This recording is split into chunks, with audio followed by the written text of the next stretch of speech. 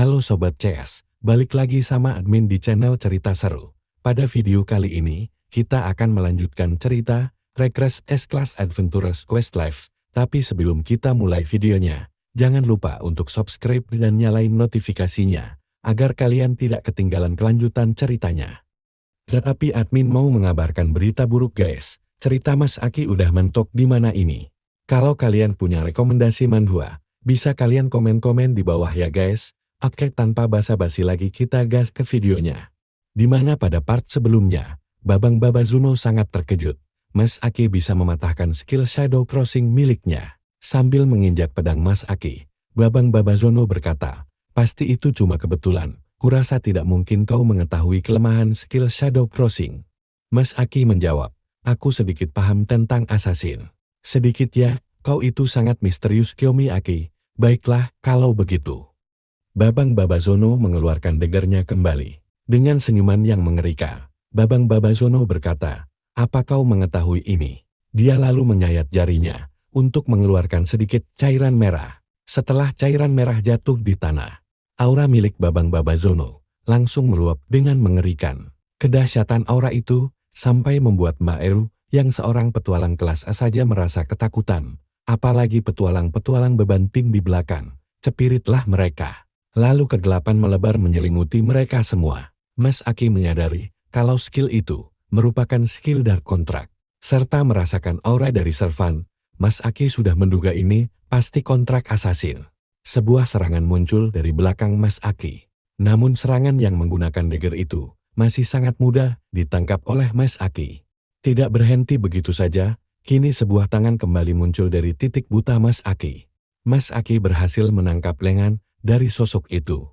Tentu membuat sosok bayangan itu sangat terkejut. Tapi setelah itu muncul bayangan lainnya yang membuat genggaman tangan Mas Aki terlepas. Lalu bayangan itu kembali menghilang dalam kegelapan seperti air. Namun Mas Aki melirik dan menyadari sesuatu di belakangnya. Dia melemparkan dagger yang dipegangnya dan mengenai sosok seperti kelelawar bermata satu. Sosok itu adalah servan yang menjadi sosok CCTV dalam skill itu, serta sebagai kelemahan utamanya juga. Dengan Mas Aki yang mengkoitkan servan, membuat skill milik Babang Babazuno kembali tergagalkan. Para penonton juga sangat lega, karena situasinya kembali normal. Dengan mengambil daggernya yang terjatuh, Babang Babazuno berkata, "Kau sepertinya mengetahui semuanya tentang assassin." "Oh ya jelas, senior nih bos." Babang Babazuno kemudian melesat maju, dengan kecepatan yang luar biasa. Namun serangan itu masih dapat diantisipasi oleh Mas Aki. Ternyata serangan itu hanyalah pengalihan, dan kini Babang Babazuno menyerang menggunakan kakinya. Tentu serangan itu tidak dapat diantisipasi oleh Mas Aki. Tubuh Mas Aki pun terpental dan membentur pembatas jembatan. Melihat Mas Aki yang tidak berdaya, membuat Babang Babazuno kembali sombong. "Meskipun kau dapat menangkal strategiku, tapi tetap mustahil bagimu untuk menang dariku yang seorang kelas S." Melihat Mas Aki yang sudah terpojok, Mbak Eru langsung berusaha melindungi Mas Aki dan memintanya untuk segera lari. Tentu Babang Babazuno kembali memasang senyum psikofatnya. Namun senyum itu hilang setelah melihat ke arah Mas Aki. Terlihat Mas Aki yang terpojok malah menunjukkan senyumannya. Babang Babazuno menanyakan, "Kenapa Mas Aki tersenyum?" Mas Aki menjawab bahwa itu sangat assassin sekali. Di mana aku selamat dari rendahnya attack power seorang assassin. Babang Babazuno yang masih santai bertanya kembali, "Apa maksud perkataan Mas Aki?" Dan kembali meremehkan, "Jadi apa kau punya peluang untuk menang?" Mas Aki lalu meminta Mbak Eru untuk mundur. Dan dengan tegas Mas Aki menjawab bahwa dia memang memiliki peluang untuk menang. Mas Aki kemudian memerintahkan kepada asisten untuk membuka status. Dan terlihatlah provinsi milik Mas Aki yang sudah mencapai angka 81. Mbak Eru saja sangat terkejut. Apa-apaan dengan status itu? Mas Aki lalu berkata, "Persyaratan sudah terpenuhi, melepaskan job tersembunyi." Mbak Eru dan Babang Babazuno yang mendengar itu sangat terkejut. Apa job tersembunyi? Proses pun mulai dilakukan oleh sistem. Akhirnya terbukalah job tersembunyi. Mas Aki langsung melakukan pertukaran job saat itu juga. Mulailah proses pertukaran job yang menimbulkan energi dahsyat berputar di sekitar tubuh Mas Aki. Mas Aki berkata dalam hati, "Akhirnya, Semuanya aku lakukan demi momen ini. Proses pergantian job pun telah selesai. Job rahasia, menguasai atau disebut juga dengan crafter, dan tampilan Mas Aki juga sedikit berbeda, di mana dia kini menggunakan setelan jaket, agak necislah sekarang, daripada sebelumnya. Mas Aki lalu menatap tajam ke arah Babang Babazono. Babang Babazono yang masih terkejut, menanyakan kepada Mas Aki, crafter, apa itu? Begitu juga dengan Mbak Eru. Dia tidak pernah mendengar kalau joblas itu adalah job prasyarat. Mas Aki kemudian menjelaskan kalau dia memilih joblas karena mudah dalam mengumpulkan proficiency. Tapi Mbak Eru juga tidak mengerti apa itu proficiency. Lalu kita berfokus lagi pada Babang Babazono. Aku tidak tahu apa yang terjadi, tapi itu hanya dengan mengubah job. Bukan berarti kesenjangan kekuatan kita juga ikut berubah. Babang Babazono melemparkan dagger dengan sangat banyak ke arah Mas Aki. Terlihat Babang Babazono masih sangat percaya diri dengan kekuatan biliknya. Tapi dengan satu kata saja dari Mas Aki, Craft, tiba-tiba saja muncul pedang yang sangat besar, yang mendarat di depan Mas Aki, serta kembali membuat serangan Babang Babazono gagal lagi son. Babang Babazono juga seakan tidak percaya Mas Aki bisa memanggil senjata. Tapi Mas Aki menyangkan bahwa dia itu membuat senjata, bukan memanggilnya, dan dengan senyuman yang kini berbalik mengintimidasi, Mas Aki berkata, masih terlalu cepat untuk terkejut. Mas Aki kemudian membuat begitu banyak senjata dalam satu waktu.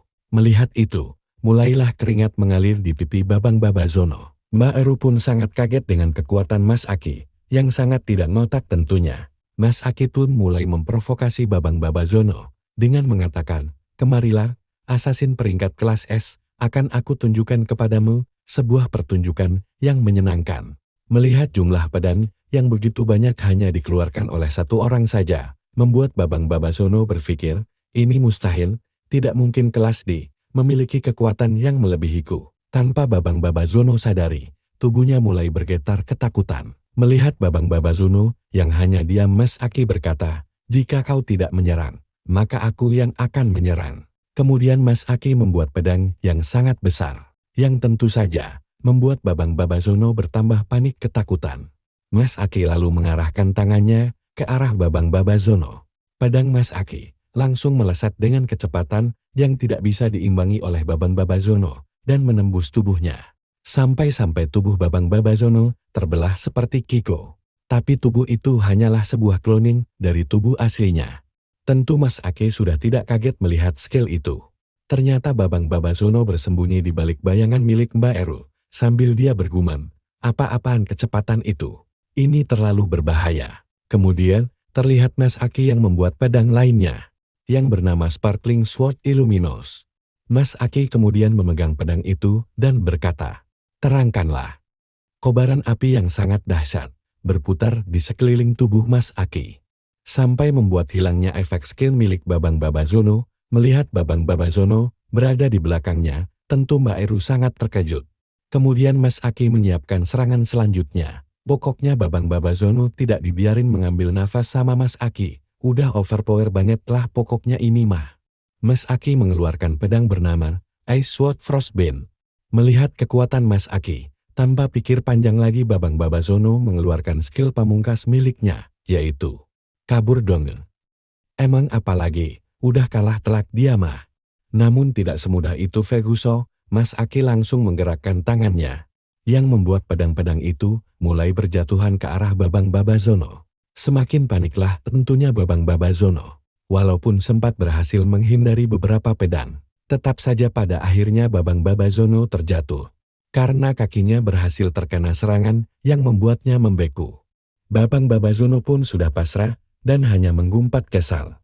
Mas Aki pun berjalan menuju ke arah Babang Babazono, yang masih saja menggerutu kesal kepada Mas Aki. Dia tidak percaya bisa dikalahkan oleh petualang kelas D. Lalu Mas Aki mengeluarkan skill untuk mengakhiri pertarungan. Semakin paniklah Babang Babazono yang akan bertemu dengan malaikat Israel tentunya. Mas Aki langsung saja melepaskan serangannya. Bukannya membaca syahadat, Babang Babazono malahan berteriak, dasar sialan. Pedang yang begitu banyak, pada akhirnya menghujani tubuh Babang Babazono tanpa ampun. Mas Aki lalu melirik ke arah anak buah Babang Babazono dan bertanya, Apa masih ada yang mau melawan? Melihat bos mereka saja dibuat mokat. Apalagi mereka yakar. Mereka pun lebih memilih untuk menyerah. Dengan tanda menjatuhkan semua senjata mereka. Mereka pun serentak berlutut di depan Mas Aki. Mas Aki pun merasa lega, karena kalau saja ada pertarungan lagi, itu akan merepotkan. Karena tenaganya sudah terkuras habis, disebabkan terlalu berlebihan dalam menggunakan skill-skill miliknya. Kemenangan Mas Aki pun disambut bahagia oleh para petualang pemula. Kemudian para petualang bahu-membahu untuk membantu rekan mereka yang terkena racun sebelumnya. Mas Aki pun terlihat mengikat para player killer agar tidak melakukan tindakan yang membahayakan lagi. Mas Aki yang sedang beristirahat dihampiri oleh Mbak Eru. Dia menanyakan, kekuatan tidak menukar apa itu tadi? Dan sekarang bagaimana kau akan menjelaskan kepada publik? Mas Aki membalas, benar juga ya, ini sangat gawat. Tapi ngomong-ngomong, apa aku juga bisa melepaskan crafter? Tanya Mbak Eru kepada Mas Aki. Mas Aki menjawab, meskipun aku memberitahu kepadamu, aku rasa kamu tidak akan bisa menirunya, karena terlalu sulit.